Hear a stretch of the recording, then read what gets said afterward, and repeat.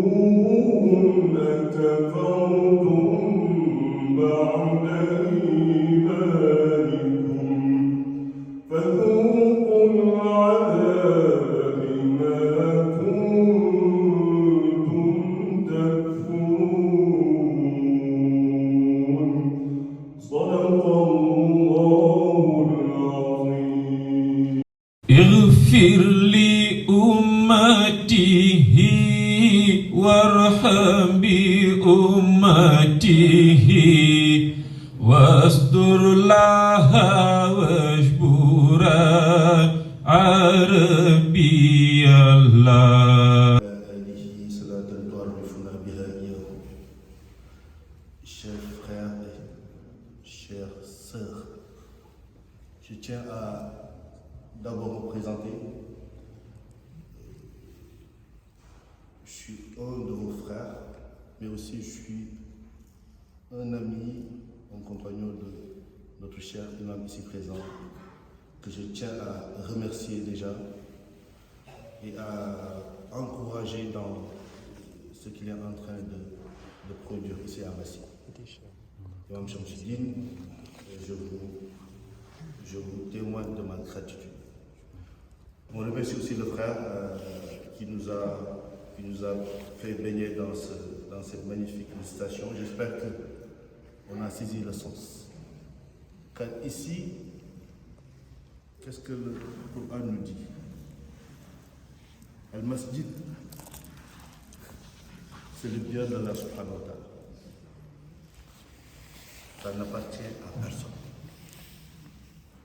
Ça appartient qu'à ceux qui ont fait le sujoud, la prosternation véritable, au sujoud orthodoxe.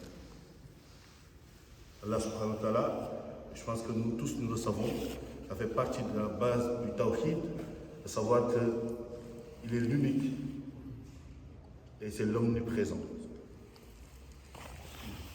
Comment l'omniprésent, par excellence, peut être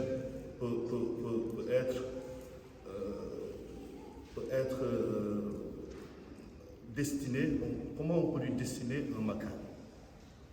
Je ne sais pas si vous voyez, un lieu, alors qu'il est omniprésent. Le Tawhid nous dit, il faut bien comprendre qu'Allah subhanahu wa ta'ala, il est partout, c'est sûr, mais ce qui est important, ce n'est pas là où il est, c'est là où il te trouve. Il est partout, mais il ne te trouvera jamais dans le bar. Il est partout, mais il ne te trouvera jamais dans les boîtes de nuit. Il est partout. Et certes, il te trouvera si tu vas avec conviction dans sa maison, sa demeure, qui est le mosquée. Qu'Allah nous donne cette facilité, qu'on puisse le trouver ici, qu'on puisse le trouver ici. Et qu'Allah nous préserve les ruses du shaitan, car il nous redonne le bien. Il y a Imam Junayd, à qui un jour on a demandé, et il a eu la même réponse que Imam Ghazali. Quand on lui a demandé c'est quoi le tawhid, qui est le pilier unique, totalisant de la religion musulmane, tawhid. Quand on lui a demandé, à Imam Junayd, qu'est-ce qu'il a répondu? Il a dit que le tawhid, c'est juste quelque chose qu'il faut comprendre. C'est-à-dire, c'est al-yaqin. Il a dit le tawhid, c'est le yaqin, c'est la certitude ultime. C'est quoi le yaqin? Le yaqin, c'est la certitude qui permet aux musulmans de savoir qu'Allah subhanahu wa ta'ala a sauvé sur lui. Qu'il existe, qu'il a toujours été et qu'il continuera d'être. Et qu'il n'a jamais changé ce qu'il a été. Il était avant que rien ne soit. Il est et il sera, alors que tout disparaîtra. C'est ce que Cheikh Hajj Malissi nous avait dit.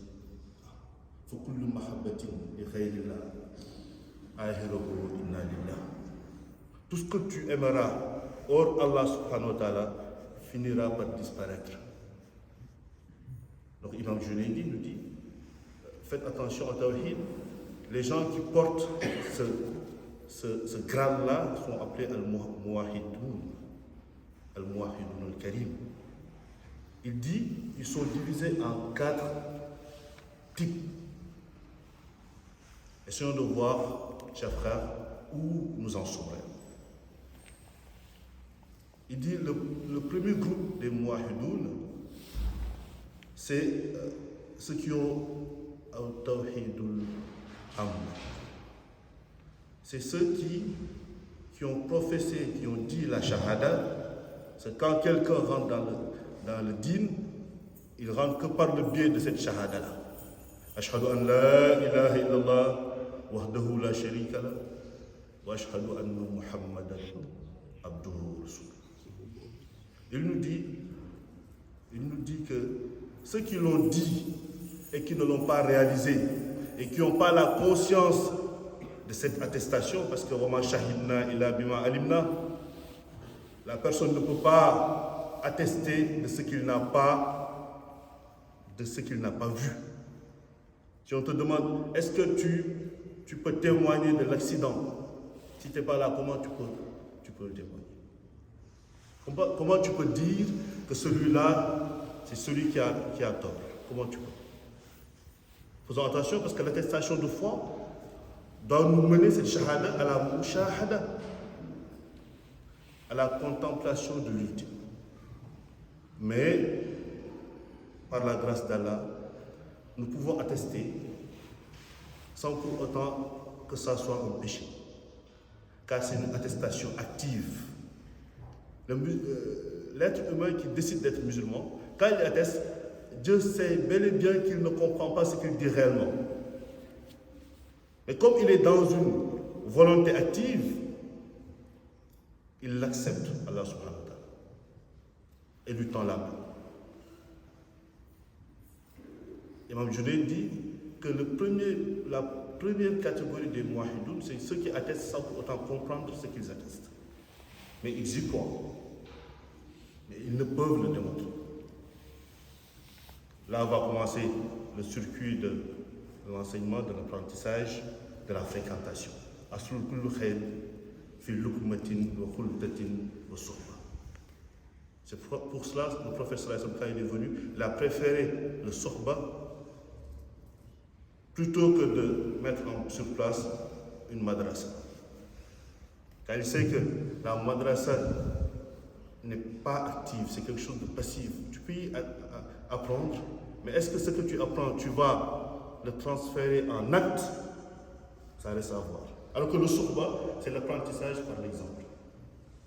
C'est pour ça qu'il est Nabi Oumi, et pourtant c'est lui qui a enseigné la véritable science aux musulmans.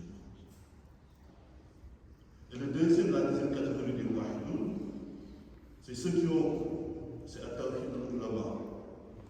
C'est ceux qui se sont détachés de cette attestation sans fondement, sans connaissance, et qui sont allés chercher la connaissance jusqu'à ce qu'ils comprennent le sens de cette attestation, qui n'est pas juste une formule, mais une réalité. Eux, ils vont adhérer à Allah subhanahu wa ta'ala par crainte de l'enfer et par espoir pour le paradis. Et ça ne serait pas là. L'imam Junayd nous dit, c'est là où vient la troisième catégorie, les muwahhidoun. Essayons de voir, nous, où nous en sommes. Ils disent que la troisième catégorie, c'est la catégorie de ceux qui ont le tawhid al-has. Et c'est Allah subhanahu wa ta'ala, par le biais du prophète, qui nous l'apprend.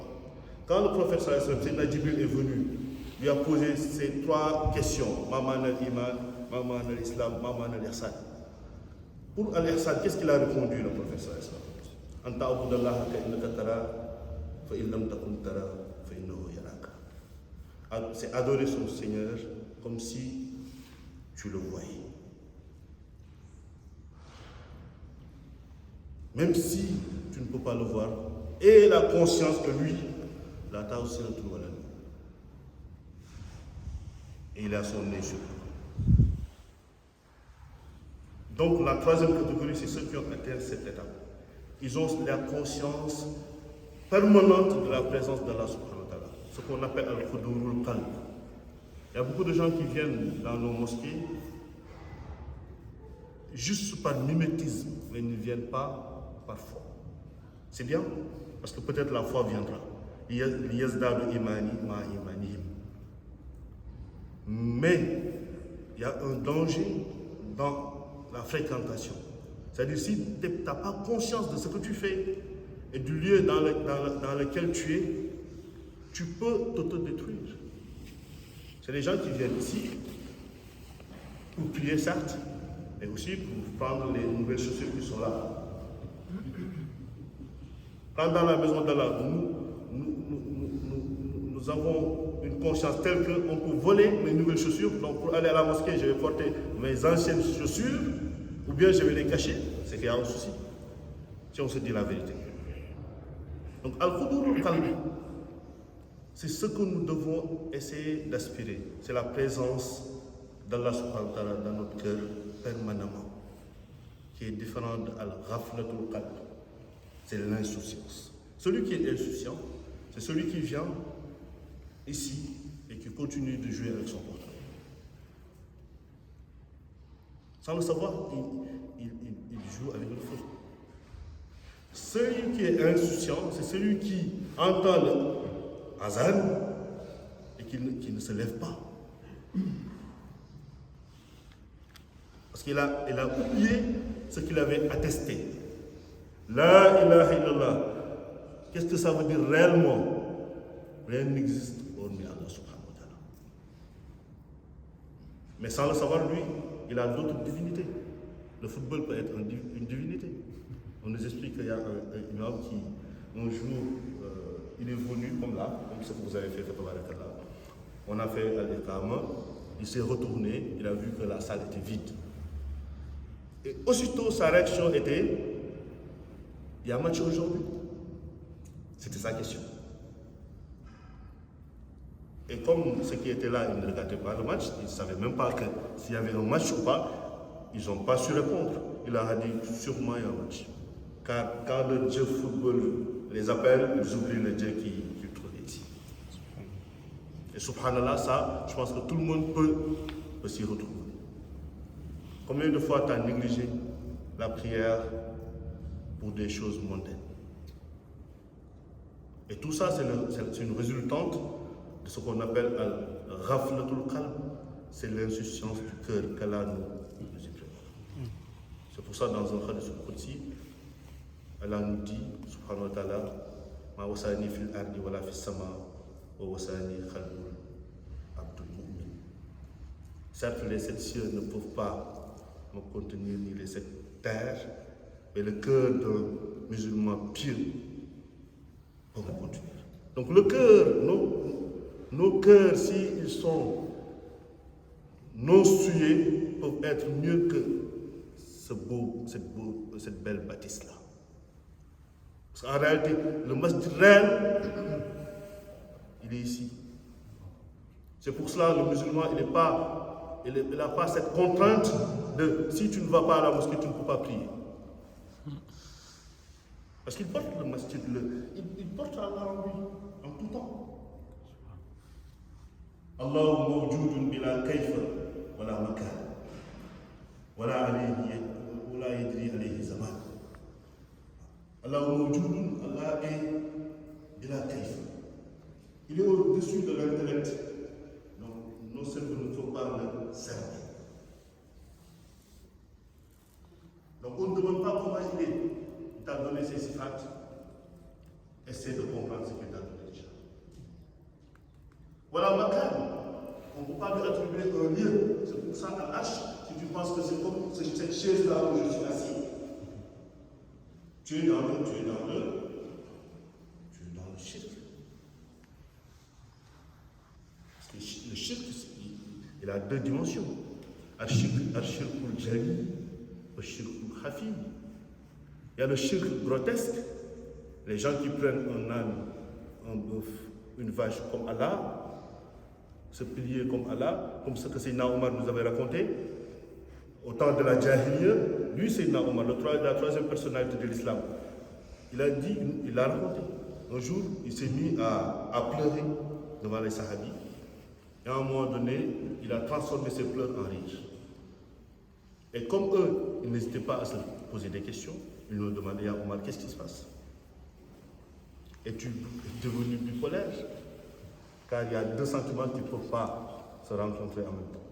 Il leur a dit, j'ai pleuré parce que je me souviens du temps de la Jahiliya, que j'ai, par mes connaissances, eu à faire partie de ceux qui ont enterré leur fille. Subhanallah. Lui, c'est non. Et pourtant, Allah n'a pas donné.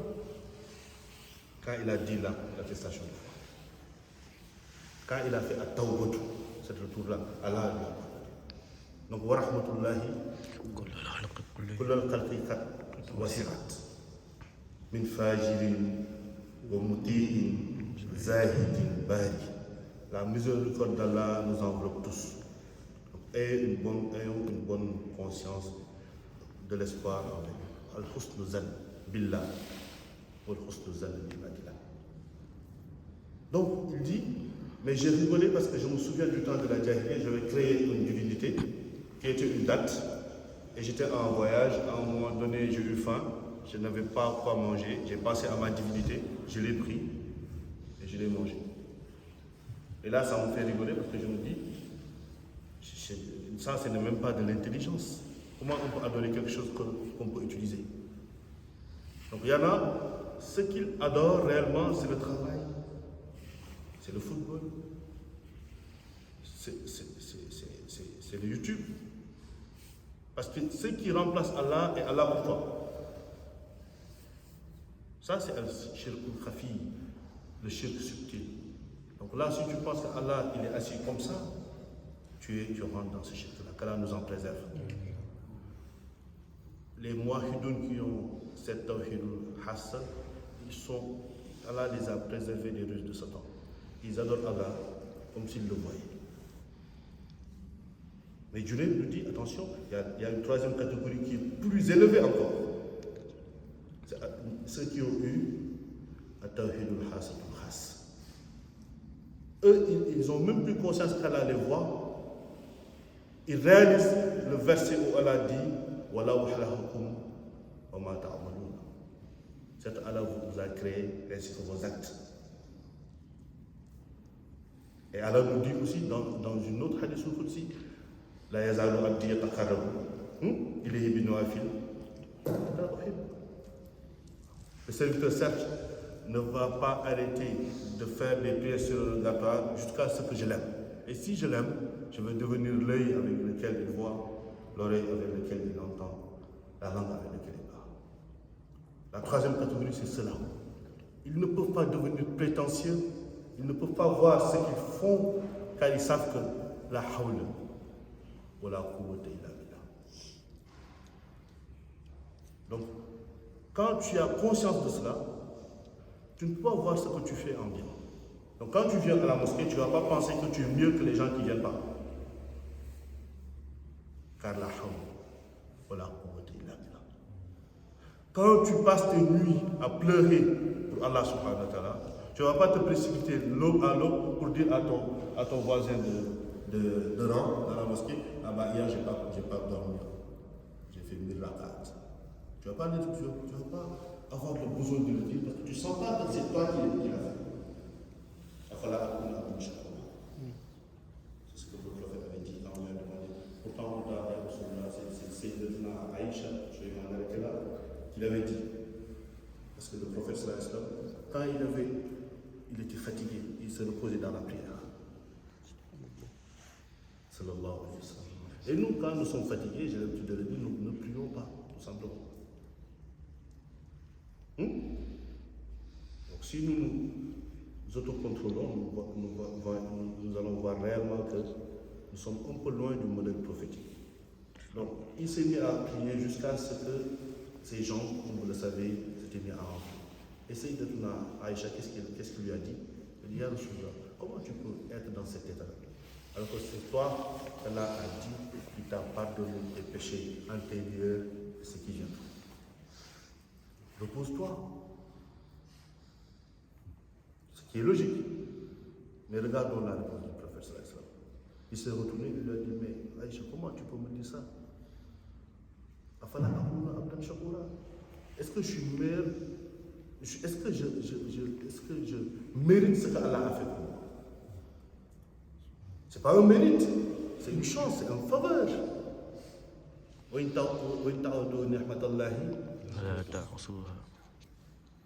a dit, je vais essayer de faire partie des serviteurs d'Allah qui sont reconnaissants. Et les frères, pour être reconnaissants, il faut avoir conscience de ce qu'Allah a fait pour nous.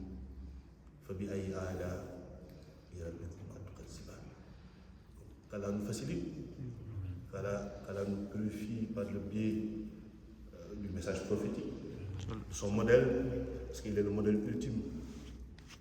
Il est le modèle ultime. Donc, ayons cette conscience et essayons par la volonté d'Allah subhanahu wa ta'ala d'aller de l'avant. Il ne faut jamais qu'on perde l'espoir, il ne faut jamais qu'on se voit supérieur aux autres, car celui qui est meilleur que son prochain, il ne le sera que devant Allah subhanahu wa ta'ala.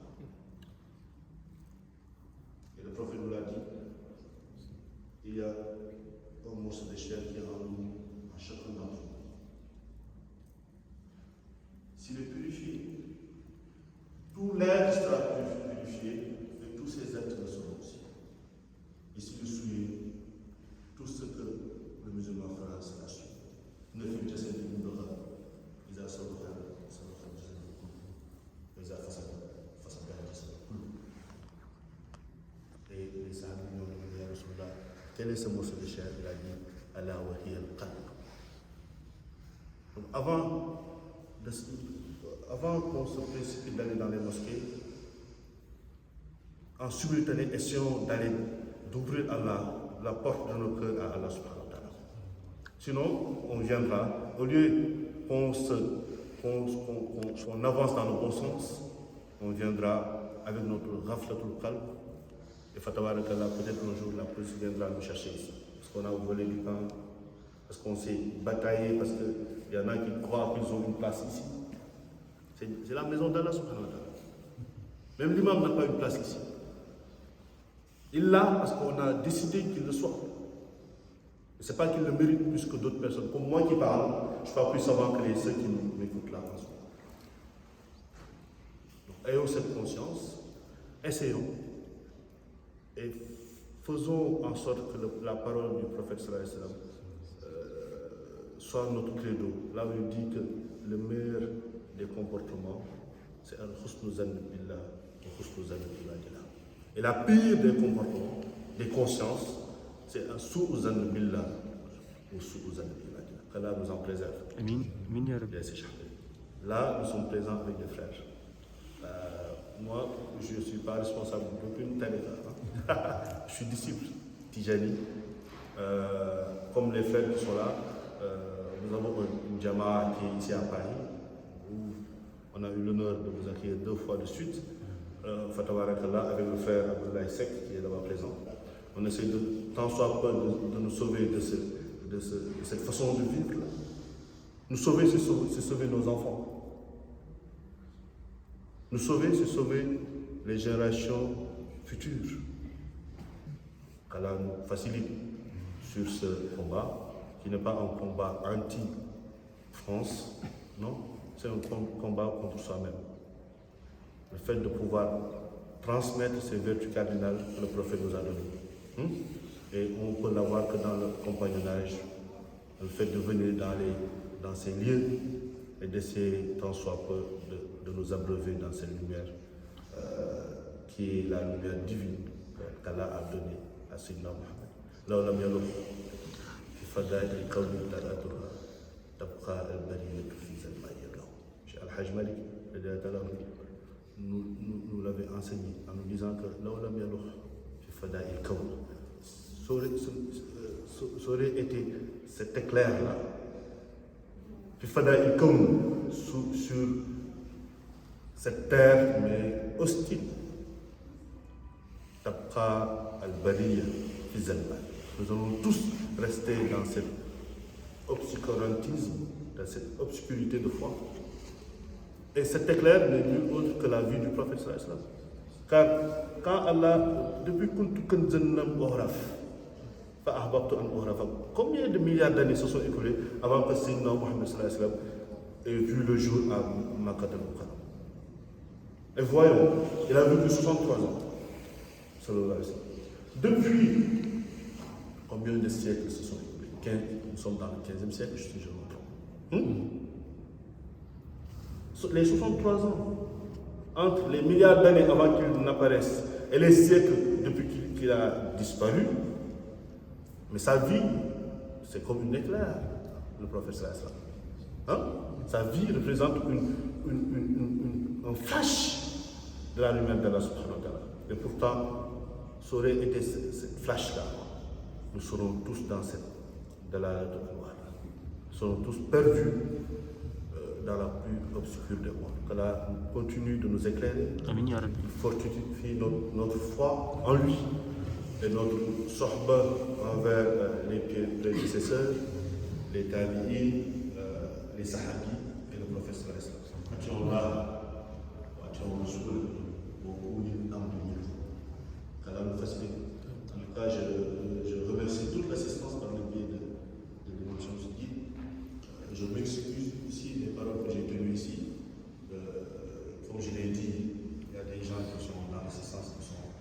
plus savant, et Al-Amru Fawqa al-Adab. Je l'ai accepté par la demande qu'a m'a fait le chef du livre, entre guillemets. Allah nous facilite. Bijaay Sayyidina Muhammad sallallahu alayhi wa sallam. Amiin yaa rabbi. لذاك توصلنا إليك بكل ما أتتك السماء مختلطة بصوتها سبحان ربك رب العزة عما يصفون والسلام على المرسلين والحمد لله. شكرا.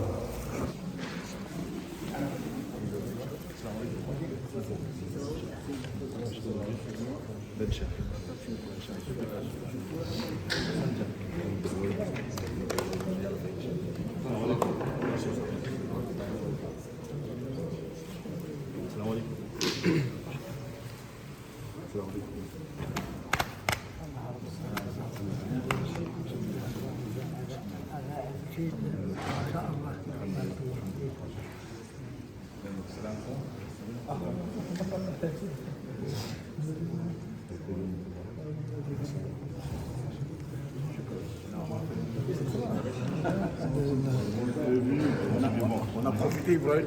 On a profité. Ce sont ses enfants. Ses enfants. Là, ils sont en train de faire le Coran. Lis un peu pour cher. Allez. N'importe où. Allez. Mets ton bonnet.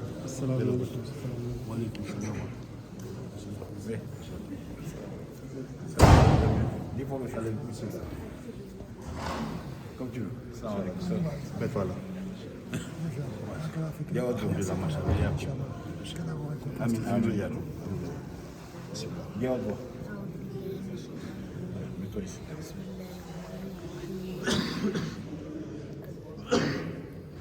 والنجم اذا هوى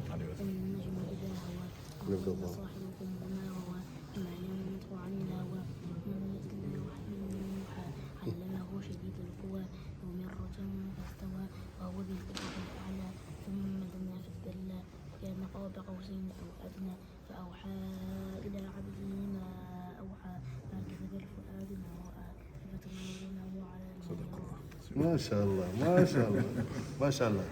Kala facilite. Ah mais ça c'est son frère aussi et Kala facilite. il y a son cousin aussi qui est derrière. Machallah. Toi aussi tu es dans la physique Coran. Oui. Ils viennent le matin, avant la Fajr. Une heure avant la Fajr. Ils sont là. C'est ça la course dont je parlais. Ouais, c'est ça. Et ça ne les empêche pas d'aller à l'école.